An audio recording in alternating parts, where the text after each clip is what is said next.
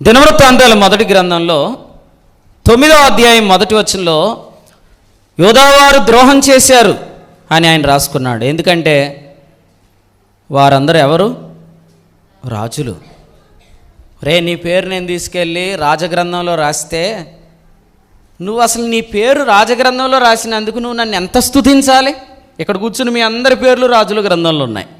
ఎందుకంటే మనమందరం ఎవరు? పేతురు రాసిన మొదటి పత్రిక 2:9 రాజులైన మనందరి పేరు రాజుల గ్రంథంలో రాశాడు. అసలు నేను ఒక ప్రశ్న అడుగుతాను, ఈ రోజుకి ఎప్పుడైనా నీ పేరు రాజుల గ్రంథంలో రాసినందుకు ఎప్పుడైనా స్తుతించావు ఒకసారైనా? ఇప్పుడు వరకు ఎన్నో స్తుతులు చెల్లించాంలే. అసలు నీ రాజగ్రంథంలో నా పేరు రాసినందుకు కొన్ని నిమిషాలు నేను స్తుతిస్తానని నువ్వు స్తుతించి ఉంటావా ఇప్పుడు దాకా?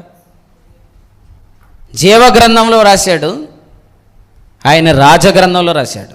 యేసుప్రభు వచ్చినప్పుడు మనమందరం ఆయనతో పాటు రాజులు అవుతామంటే ఎట్లయితాం రాజులం? ఆ రాజుల గ్రంథంలో నీ పేరు ఉందండి. మన పంచాయతీ దగ్గరికి వెళ్తే బోర్డులో మీ పేరు ఉండదు, అయినా మీరు ఎగురుతారు జెండాలు పట్టుకొని. అవును కాదా? చెప్పండి. ప్రపంచాన్ని 1000 ఏండ్లు పరిపాలించే రాజు రాబోతున్నాడు ఈ భూమి మీద త్వరలో. ఆయన గ్రంథంలో నీ పేరు రాసినందుకు ఇప్పుడు వరకు మోకరించి ఎన్ని నిమిషాలు నువ్వు స్తోత్రం చెల్లించావు? అసలు నాకు తెలియదండి అంటావు నువ్వు. రాజులైన యాజక సమూహం అని పిలిచినప్పుడు నీకు అర్థం కావాలి కదా, నిన్ను రాజుల గ్రంథంలో చేర్చాడని. మరి మనం స్తుతించకపోతే రేపొద్దుట ఆయన మనం ఎలా ఎదుర్కొంటాం? ద్రోహం జరుగుతుందా లేదా? మీలో ఉందా ద్రోహం? మీకు అర్థమవుతుందా? మీలో ద్రోహం ఉందా అని అర్థమవుతుందా?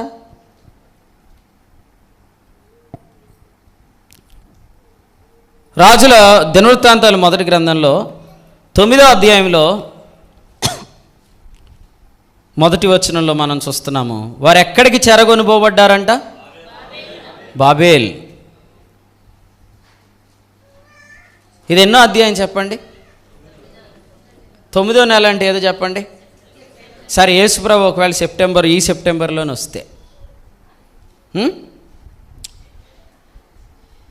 మిమ్మల్ని అసలు ఎక్కడ పెడతాడు? ఎక్కడో ఒకటి పెడతాడు. Placement is there, but what is your placement? నీ స్థానం ఎక్కడ పెడతాడు? వీళ్ళని ఎక్కడ పెట్టాడు? బాబేల్ కదా. నేను ఫ్లైట్ ఎక్కే అలవాటు ఉంది కాబట్టి నేను ఒక మాట చెప్తాను. ఫ్లైటు ల్యాండ్ అయ్యే ఒక 20 నిమిషాల ముందే ల్యాండ్ అవ్వబోతుంది అని అనౌన్స్మెంట్ వస్తుంది. 20 మినిట్స్ ఉన్నప్పుడు వస్తుంది. ఏది ఎక్కడి నుంచి హైదరాబాద్ వెళ్ళేది 20 మినిట్స్ ముందే. జర్నీయే 1 అవర్ లోపు 20 మినిట్స్ ముందే చెప్పేస్తారు ల్యాండ్ అవ్వబోతుందని. ల్యాండ్ అయ్యేటప్పుడు ట్రే టేబుల్ క్లోజ్ చేయండి, సీట్ బెల్ట్ ధరించుకోండి, అన్ని అనౌన్స్మెంట్స్ వస్తాయి. అసలు లాస్ట్ వీక్ అయితే ఫుల్ వర్షం, సో విపరీతమైన అనౌన్స్మెంట్స్ అన్నమాట లోపల.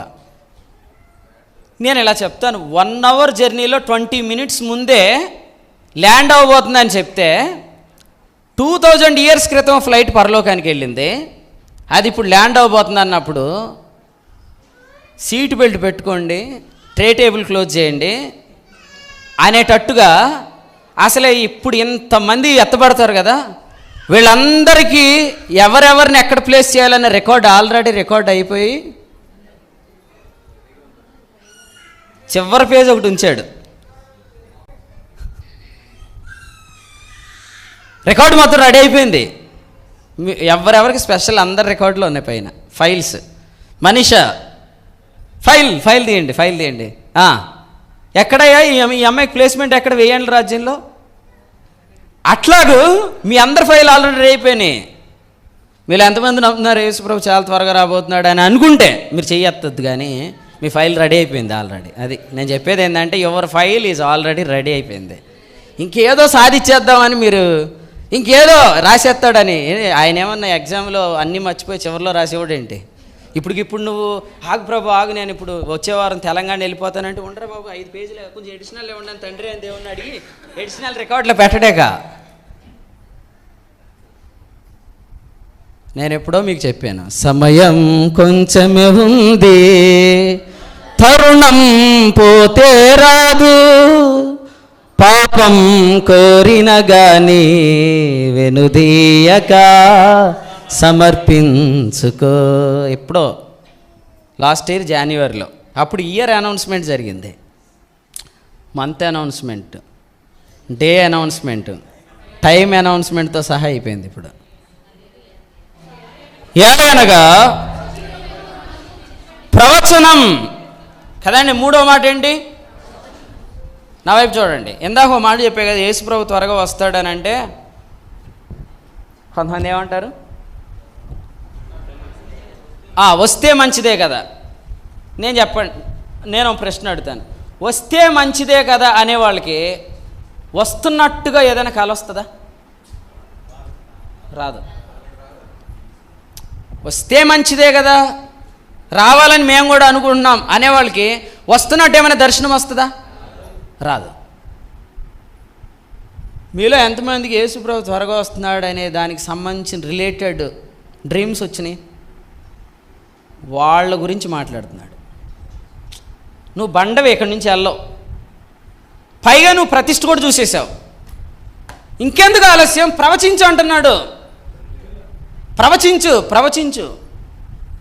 నేను నిన్న ఒక మాట చెప్పాను, బేతనీ గురించి చెప్పాను. అసలు బేతనీ అనేది ఒక పేదల ఇల్లు అయితే, ఇంటర్నేషనల్ ఫ్లైట్స్ వెళ్ళే ఎయిర్పోర్ట్ ఉన్న రాజమండ్రి అంత గొప్పదైతే,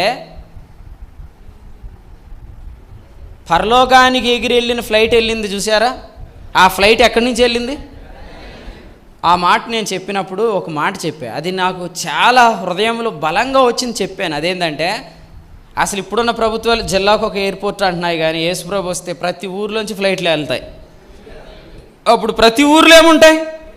ఎయిర్పోర్ట్లో ఉంటాయి కదా. ఇది చెప్పాను, మీటింగ్ అయిపోయింది. చాలా సంతోషంగా చంద్రమాన్ వచ్చాడు నా దగ్గరికి. బ్రదర్ ఒకటి చెప్పాలన్నాడు. ఏంటన్నా అన్నాను. నాకు మొన్న ఒక కళ వచ్చింది బ్రదర్ అన్నాడు. ఏం కళ అన్నా అన్నాను. మనమందరం సాయంకాలం 6:30 గంటలకి అందరం ఫ్లైట్లో వెళ్ళిపోతున్నాం బ్రదర్ అన్నాడు. నేను వెంటనే ఆపి ఇంకా పూర్తిగా చెప్పముందో ప్రశ్న అడిగాను. నువ్వు ఎప్పుడైనా ఫ్లైట్ ఎక్కావన్నా అని అడిగాను. నేను ఎక్కలేదు అన్నాడు. ఎందుకు అడిగానంటే, ఫ్లైట్ ఎక్కిన వాళ్ళకి ఫ్లైట్లో వెళ్ళినట్టు కళ్ళు వస్తాయి. అలాగాని వస్తే దాన్ని పెద్ద సీరియస్గా తీసుకోకర్లేదు. ఆయన ఒక్కసారి కూడా ఫ్లైట్ ఎక్కలేదు, కానీ మనమందరం సాయంకాలం కరెక్ట్గా 6:30 గంటలకి అందరం ఫ్లైట్లో వెళ్ళటం నేను చూశాను బ్రదర్ అన్నాడు. మీరు యేసు ప్రభు రాకడని ఫ్లైట్తో, అది యేసు ప్రభు దగ్గరికి వెళ్ళటం ఫ్లైట్తో పోల్చినప్పుడు నాకు వచ్చిన డ్రీమ్ కన్ఫర్మ్ అయిందని చెప్పాడు. వెంటనే నేను ప్రభు దగ్గర మోకరించి, ప్రభువా సాయంకాలమే మమ్మల్ని నువ్వు తీసుకెళ్ళడానికి వస్తున్నావు అనడానికి ఒక్క వచ్చిన ఆధారం చూపించమని అడిగాడంట. అప్పుడు ప్రభు ఏం చూపించాడో చెప్పాడు. ఒకసారి చదవండి, నిర్గమాకాండం 6:16 చదవండి. నిర్గమాకాండం 6:16 వచ్చిన.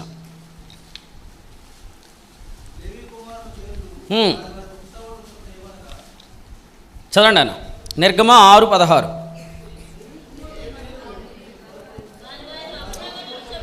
16 అనుకుంటా. 16. అప్పుడు మోషే అహరోనులు ఇశ్రాయేలు అందరితో, యెహోవా ఐగుప్తు దేశంలో నుండి మిమ్మల్ని బయటికి రప్పించనని సాయంకాలం మీకు తెలియబడిద్ది కదండి.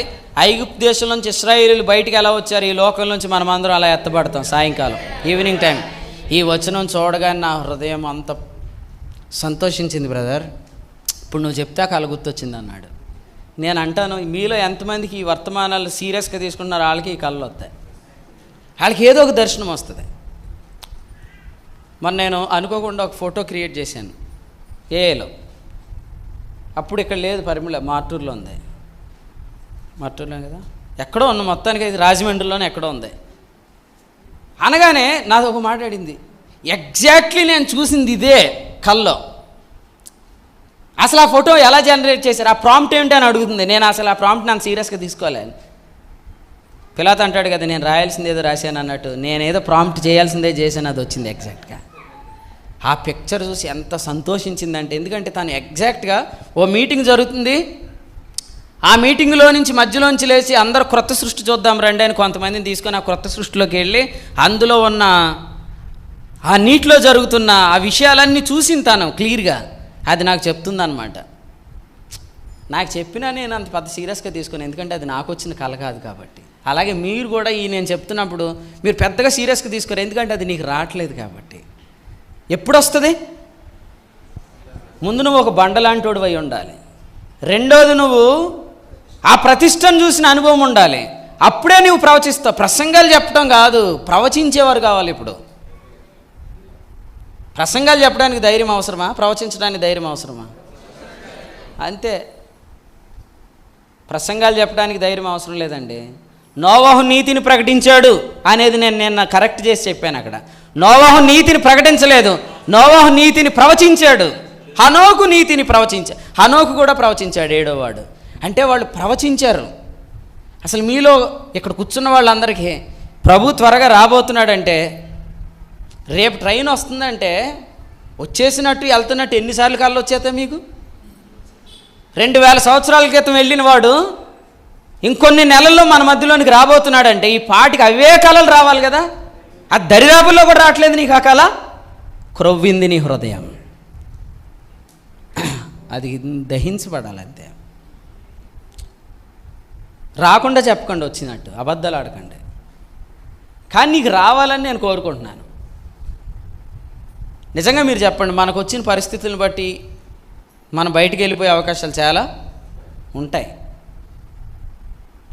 కానీ మనం లోపలే ఉన్నామంటే ద్వారపాలకుడు నిన్ను బయటికి వెళ్ళనీయలేదు. నువ్వు మంచి గట్టివాడు అన్నాడు. మంచి గట్టివాడు అనే మాటకి క్రొత్త నిబంధనలు బండవు అన్నాడు. ఆ బండ చెప్తున్నాడు ఏమనంటే, మేము ఆయన ప్రతిష్టను కన్నులారా చూచితిమి. నిజంగా నేను అభిషేకం మీద ఎన్నో సిరీస్ వర్తమానాలు ప్రభు అందించాడు. కానీ ఆ వర్తమానాల తర్వాత ఆయన కొన్ని ప్రవచించే విషయాలు చెప్తున్నాడు. అసలు కొంతమంది వర్తమానాలు విని హృదయపూర్వకంగా తిట్టేసుకుంటారు, నన్ను అసహించుకుంటారు, తృణీకరిస్తారు. కానీ నాకు తెలుసు ఏంటో తెలుసా, హనోకు దేవునితో నడిచాడు కదా. అక్కడ ఏముంది? నేను చదివాం కదా, దేవుని యొద్దకు వచ్చేవాడు ఆయన ఉన్నాడని, తను వెదకు వారికి ఆయన ఫలము దయచేవాడని నమ్మవలను కదా. అదృశ్యమైన ఒక విషయాన్ని చెప్తున్నాం మనం ఈ దినాల్లో. కానీ అదృశ్యమైన దాని యొక్క ఫలితాలు దృశ్య రూపంలో చూస్తున్నాం. ఇక్కడ చాలామంది మీరు పనికి వెళ్తారు కదా, పనికి వెళ్ళినప్పుడు 10 మందిని తీసుకురమ్మంటాడు రైతు. 10 మందిని పోగు చేయడం ఎంత కష్టం చెప్పండి. వస్తానన్న వాళ్ళు రానంటారు కదా. అసలు నువ్వు ఒక 3 వేసుకొని పనికి వెళ్తే, 10 మందిని వేసుకొని పనికి వెళ్తే నీ మాట సరిగ్గా ఎవరైనా ఒకడు వస్తాడు, ఒకడు ఎగ్గొడతాడు, వాడితో తలకైన పోతుంది. ఆ రోజంతా అట్మాస్ఫియర్ వచ్చి చెత్త అయిపోతుంది. కానీ ఇన్ని సంఘాలు, ఇంత పరిచర్య, వీటి మధ్యలో వండర్ఫుల్ ట్యూన్స్, వండర్ఫుల్ సాంగ్స్, నిర్విరామంగా జూమ్లో ఇర్మియా గ్రంథ ధ్యానాలు, రాత్రులో కొన్ని వేల కిలోమీటర్ల ప్రయాణాలు. ఇదంతా మీకు ఏమని చెప్పాలంటే, నేను అదృశ్యుడైన దేవుడు ఉన్నాడు, కానీ ఫలితాలు మాత్రం దృశ్యంగా కనబడుతున్నాయి మనకి. సో ఆయన మాట్లాడుతుంది సత్యమని ఎలా నమ్మాలి మనం? హల్లెలూయా. మీరు ఆలోచన చేయండి, ప్రార్థన చేయండి. ఎందుకంటే మీకు చాలా కనపడట్లేదు అనేది కొంతమంది గురించి నాకు అనిపిస్తుంది. కానీ మీరు ఏదైతే కనిపించట్లేదో దానికి గల కారణము ఆ హృదయంలో ఉన్న క్రొవ్వు అన్నమాట, అది దహించబడాలి. స్తుతులు చెల్లించాలి మనం. హెబ్రీలకు రాసిన పత్రిక 13వ అధ్యాయంలో ఒక మాట మనం చదువు. హెబ్రీలకు రాసిన పత్రిక 13వ అధ్యాయం వచనం 15. కాబట్టి ఆయన ద్వారా మనం దేవునికి ఎల్లప్పుడూ స్తుతియాగం చేదము, అనగా ఆయన నామమును ఒప్పుకొనుచు. అదన్నమాట. ఎల్లప్పుడూ స్తుతి చేస్తే మనము ఆయన నామాన్ని ఒప్పుకుంటాం. ఆయన నామాన్ని ఒప్పుకుంటూ ఉంటే ఇక నా నామం అనే శోధనలో పడిపోమన్నమాట. దేవునికి స్తోత్రం. అసలు ఇంకొక పిక్చర్ చూపిస్తాం మీకు. ఆయన నామాన్ని ఒప్పుకుంటూ స్తుతులు చెల్లించే వాళ్ళందరూ ఒక మందవలి వెళ్ళిపోతున్నారు. ఎక్కడ తెలుసా? 17వ వచనం చదవండి. నెక్స్ట్ వచనం, మీ పైన నాయకులుగా ఉన్నవారు లెక్క చెప్పవలసిన వారి వలె. అంటే ఆ కాపరితో ఆ మందలో పడి స్తుతిస్తూ వెళ్ళిపోతున్నారు వాళ్ళు. Last week first message Zoom మీటింగ్లో ఏంటి తెలుసా? ఈ లాస్ట్ వీక్ జూమ్ మీటింగ్లో ఇర్మియా గ్రంథం ఫస్ట్ మెసేజ్ ఏంటంటే, ఇశ్రాయేలు నీకు ఎందుకు స్వస్థత కలగట్లేదు అని అడిగాడు. ఎందుకు కలగట్లేదంటే అప్పుడు రాశాను ఆ పాట. ఏదంటే, ఓదె కొరకు సంకుబుడి కొంగ అది వెళ్ళి మళ్ళీ తిరిగి వచ్చు కాలం దానికి తెలుసు, కానీ ఇశ్రాయేలు నువ్వు వెళ్ళావు, కోతకాలం అయిపోయింది, గ్రీష్మకాలం అయిపోయింది, నువ్వు ఎప్పుడు రావాలో నీకు తెలియదు అన్నాడు. అంటే ఈ మందకి ఏం తెలీదు?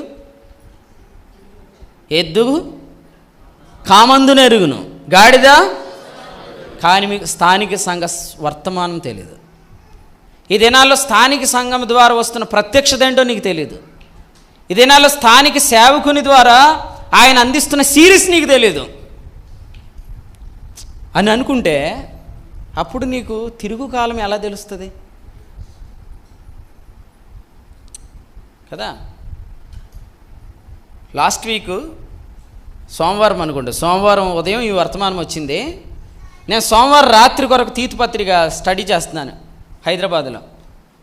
అసలు నేను అడుగుతున్నా, ప్రభువా తీతుపత్రిక అయిపోయింది, నేనేం చెప్పాలి అని అడుగుతున్నాను ప్రభువుని. అక్కడ ఏమనుందంటే, నేను నికుపోలిలో శీతాకాలం ఉండటానికి వెళ్తున్నానని ఉంది. శీతాకాలం నికుపోలికి వెళ్ళటం ఏంటి అనుకున్నాను నేను. అప్పుడు అసలే ధైర్యంగా నిలబడిపోదాం, మన ప్రభు ఈ శీతాకాలంలో నికుపోలి నగరానికే మనం తీసుకెళ్ళిపోతున్నాడు అని నిలబడదామని ఆసక్తిగా what is the meaning of నికుపోలి అని కొట్టా. ద సిటీ ఆఫ్ విక్టరీ అని వచ్చింది. ఓహో, అప్పుడు అర్థమైంది. అప్పుడు కూర్చున్నా, ఒక సండే స్కూల్ పాట రాశా. ఏం పాట అది?